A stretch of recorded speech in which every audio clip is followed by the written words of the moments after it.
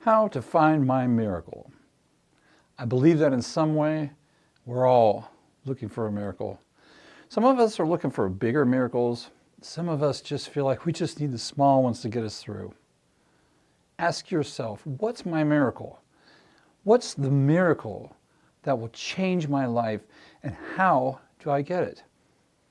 In this video, we'll look at how to find my miracle on the Bible Prophecy Shop.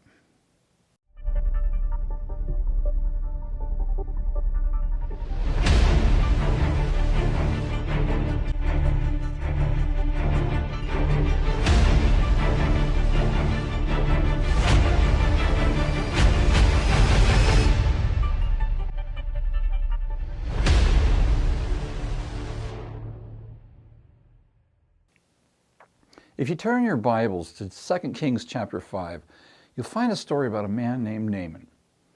Naaman was commander in the king's army in the land of Aram, Damascus, now known as Syria.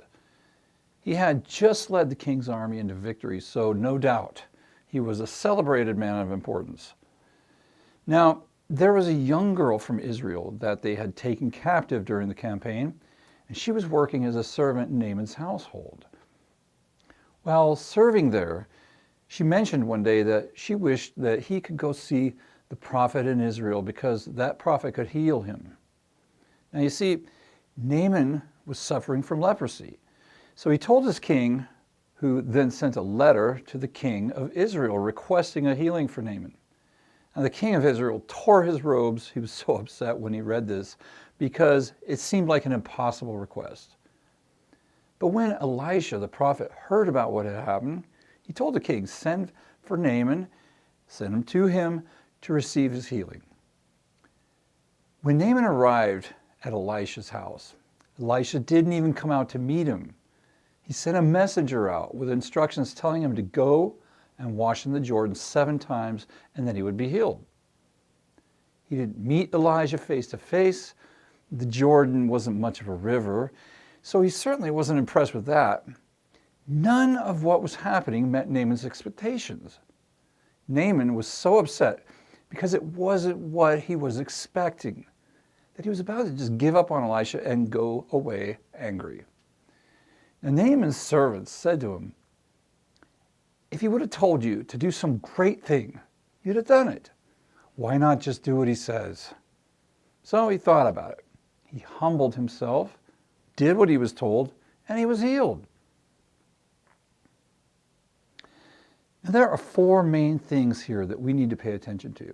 1, Naaman was expecting a great theatrical performance. When it turned out the actual experience was much more humble than he expected, he was disappointed. 2, perhaps he thought that he would just receive the miracle, not have to follow instructions or do anything to receive it. 3, when things didn't meet his expectations, he got angry and he was ready to give up. 4, thankfully, he repented, humbled himself, and became willing to follow instructions. How many times do we give up just before the miracle because we don't recognize it? Things aren't what we expect. Maybe we just don't recognize that our miracle requires a process. I learned in my own experiences that prayer and faithful expectation was only the beginning.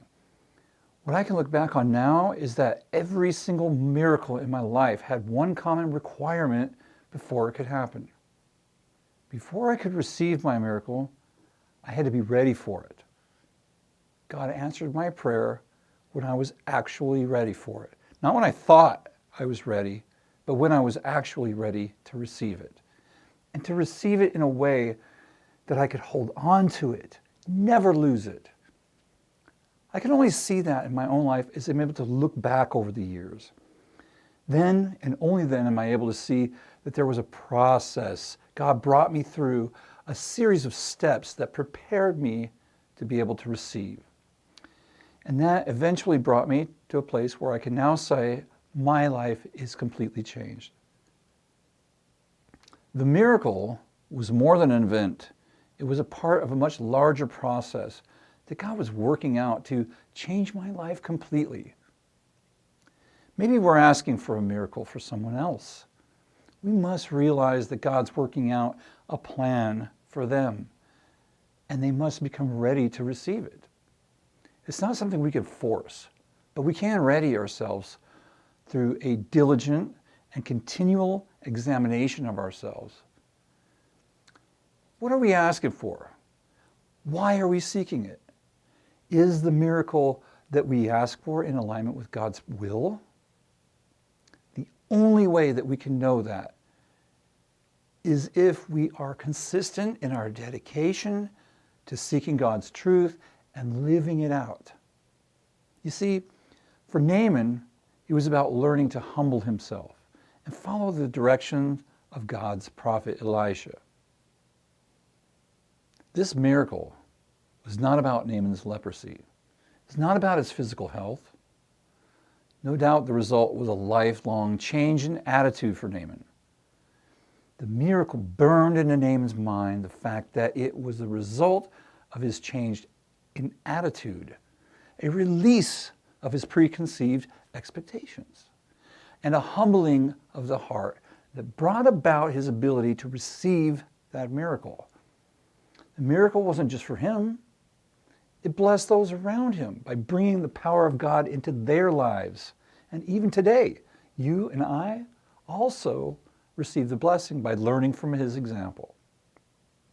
So many times we focus on our physical need rather than the condition of our heart, the condition of our relationship with God, and knowing our God. We were created for that relationship. Our lack of physical soundness is a result of our falling out of sync with that relationship. If an answered prayer or a miracle is given to an unprepared heart, that it doesn't benefit the one who receives it in a real, meaningful, lasting way. Oh, but how many times has God answered our prayer only to be forgotten? God's grace is sufficient. He's not going to give up on us. Don't give up on him. Be like Jacob, who wrestled with God and refused to let go until he was blessed. After all, what are we really after? A solution to a problem or a deeper, more meaningful engagement with our Creator? To find your miracle, you first need to know what the miracle that you really need is. Is it a miracle of physical healing? Maybe financial problems? Maybe a loved one that's in trouble? Or is the real miracle the fact that you have been chosen by God to know him and to walk in that light? And your miracle, my friend, is that which brings you through this cold, dark world and brings you closer to your loving God. Thank you so much for joining me. Subscribe, visit thebibleprophecyshop.com for a link to more videos. Go forth and be blessed.